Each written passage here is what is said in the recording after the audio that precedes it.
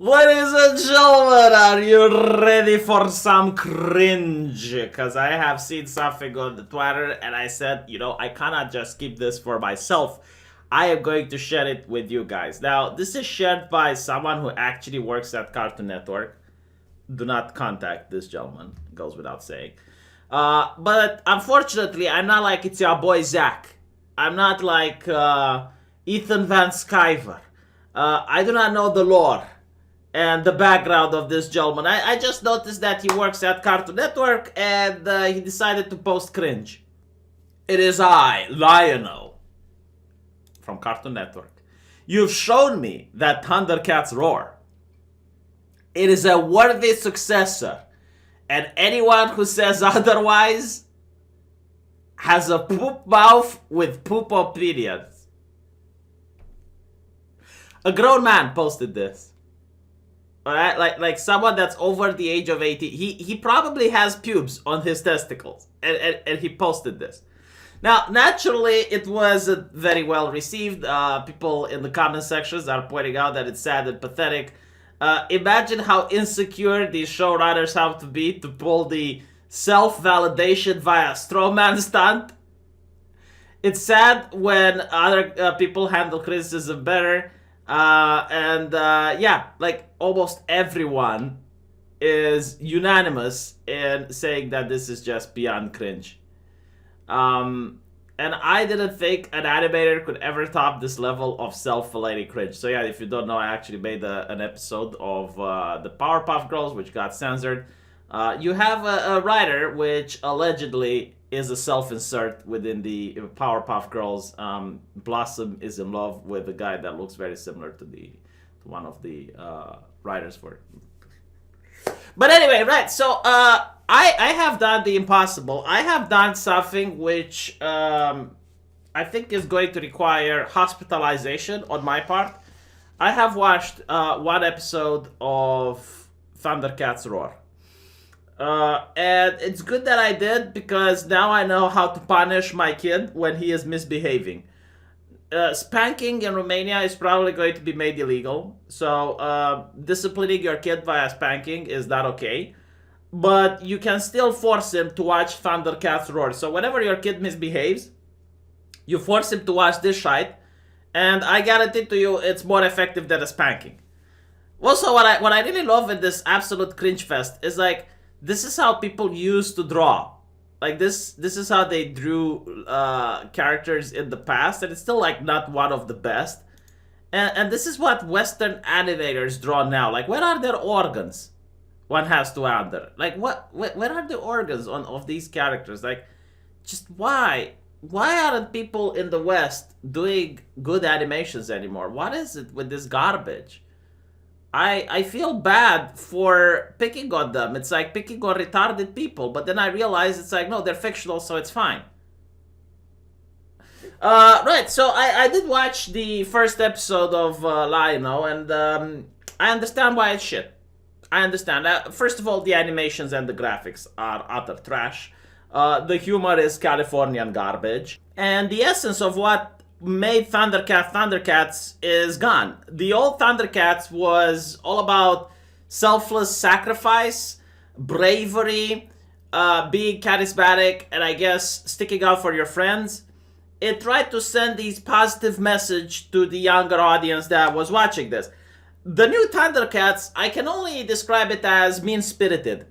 It's all about chastising the younger audience for being who they are. I mean, everyone who has interacted with kids, and if you remember how you were as a little boy in your childhood, you know that you wanted to go on an adventure. You know that you wanted to go exploring. You knew that you wanted to do things and stand out. Well, this is exactly telling you that is wrong.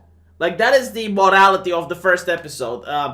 Lionel wants to go out and explore a planet, and it is heavily implied that is not the correct way of doing things. You should not go out in an adventure. You should not go out and explore. You should not stand out from the group, and you should just seek consensus in everything you want to do. Like, before doing something, you need to seek consensus with the rest of the group, talk it over, and then do it. And even if it's like not what you personally want to do, if the group wants to do something, then you have to do it that way.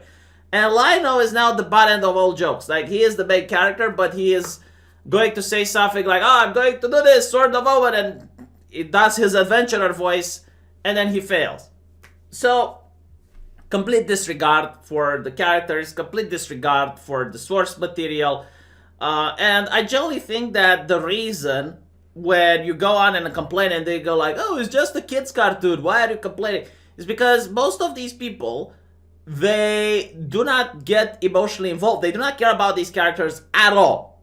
At all. And because of that, they only care about the ideology. When you complain about the cartoon, they're upset that you're complaining that their Trojan horse for an ideology is being pointed out. And you're telling other people, it's like, yeah, by the way, this is woke garbage. Do not get your kid to watch this. That is what I think is the real problem. Now, I have also watched Princess Shira. I was legitimately bored one day, and I wanted to see what it's all about. And that is woke garbage as well, but believe it or not, that one is actually popular.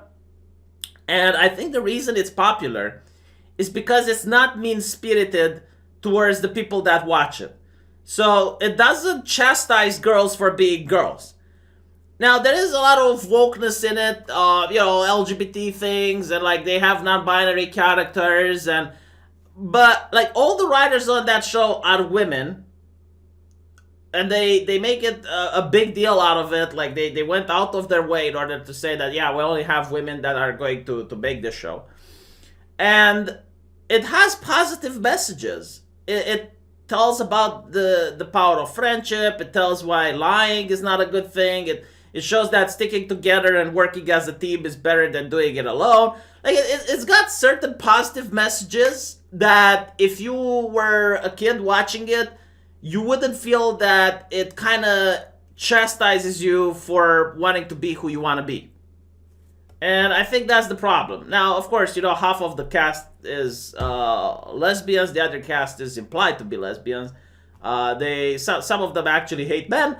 But like when you're a kid, you don't notice that, and that's still fine. Like that's why this is popular. But no, like this is a show that is meant for teenage boys that hates pretty much everything that the average teenage boy likes. And this is why it gets criticism. And I think the writers of the show know this, and this is why they have to post this unbelievable level of cringe.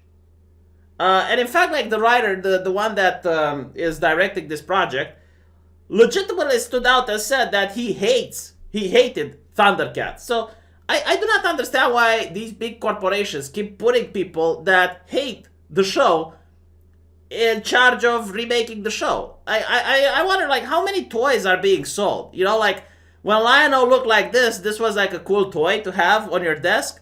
Who wants to buy one of these toys with Down syndrome? I legitimately, like, who wants to buy this guy? See, how much would you pay for this guy? Like, if I were to have it, I would pay you to take it away. It's literally like the opposite of doing good business. You don't even see their organs anymore. Like, these people are so lazy to draw nowadays. Oh my god. And by the way, like, I should make another video where I point out that despite the fact that they draw as if they put a crayon in their asshole and they just wiggle their ass on a piece of paper, seriously, like, I know animators that can draw better with their foot. Like, I think Ethan Van Sciver, if he puts his pencil in his foot, he draws better than this. Not only do they draw it bad, but they outsource it to Korea. And it's like, what the? Like, really? Really? Like, you're outsourcing this? Like, Jesus, just hire outsource it to a kindergarten. It's cheaper.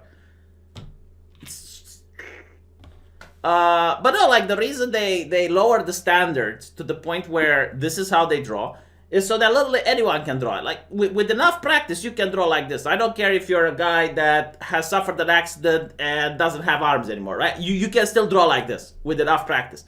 And the reason is so that they can easily remove the talent from their company. Because most of these people that have these woke mindsets, they're incredibly bigoted people, like I always mention.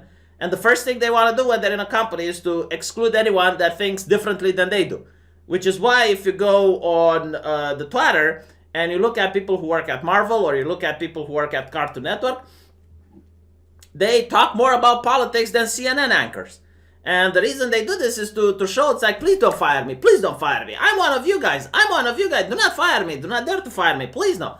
And once they get in a company, as I mentioned, they kick out people like Ethan Skyver. They kick out all of the people that are actually talented and do good work.